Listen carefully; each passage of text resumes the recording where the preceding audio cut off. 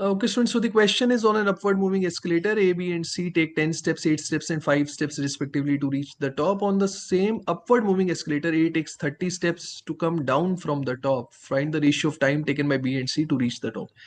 देखिए students, best यहाँ पर रहेगा आप ए पे फोकस करें, क्योंकि ए के नंबर ऑफ स्टेप्स हमें पहले केस में गिवन है, दैट इज 10, और दूसरे केस में भी हमें ए के नंबर ऑफ स्टेप्स पता है, दैट इज 30.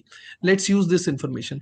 देखिए स्टूडेंट्स, जब ए 10 स्टेप्स लेगा उतनी ही देर में एस्केलेटर ने भी कुछ स्टेप्स लिए होंगे. Let's assume escalator takes x steps in the same time in which A is taking 10 steps.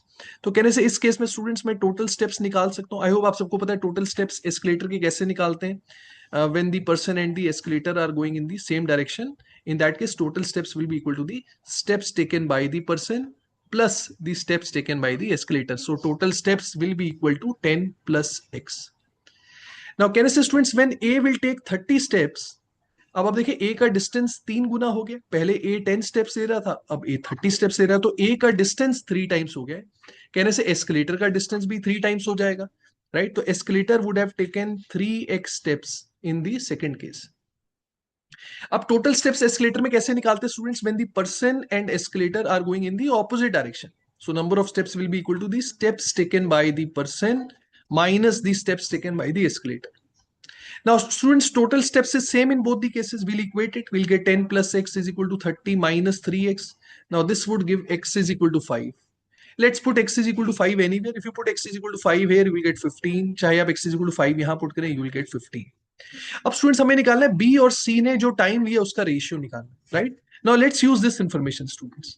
वो कह रहे हैं टॉप पे पहुंचने के लिए B ने 8 स्टेप्स लिए और C ने 5 स्टेप्स लिए. कहने से स्टूडेंट्स, टॉप पे पहुंचने के लिए जब B ने 8 स्टेप्स लिए, क्योंकि टोटल स्टेप्स 15 है, तो बाकी स्टेप एस्केलेटर ने लिए होंगे. So escalator would have taken remaining 7 steps. और ऊपर पहुंचने के लिए C ने 5 स्टेप्स लिए, तो बाकी एस्केलेटर ने लिए होंगे, दैट वुड बी 10 स्टेप्स. अब स्टूडेंट्स बात को समझना है, यहां पर हमें बी और सी के टाइम का रेशियो निकालना है. तो देखिए बेस्ट रहेगा आप एस्केलेटर पे फोकस करें, क्योंकि एस्केलेटर दोनों के लिए कॉमन है, राइट. लेट्स एज्यूम एस्केलेटर की कुछ स्पीड है.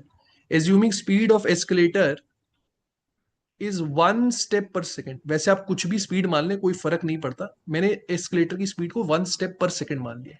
तो कहने से स्टूडेंट्स, जब बी ने 8 स्टेप्स लिए, सेम टाइम में एस्केलेटर ने 7 स्टेप्स लिए, तो अगर मैं आपसे पूछूं एस्केलेटर को 7 स्टेप्स लेने के लिए कितना टाइम लगेगा, assuming speed of escalator is 1 step per second, definitely escalator will take 7 seconds.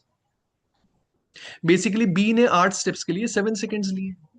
अब जब सी ने 5 स्टेप्स लिए, उतनी ही देर में स्टूडेंट्स एस्केलेटर ने 10 स्टेप्स लिए. एस्केलेटर को 10 स्टेप्स के लिए कितना टाइम लगेगा? Speed of escalator is 1 step per second, so escalator will take 10 seconds.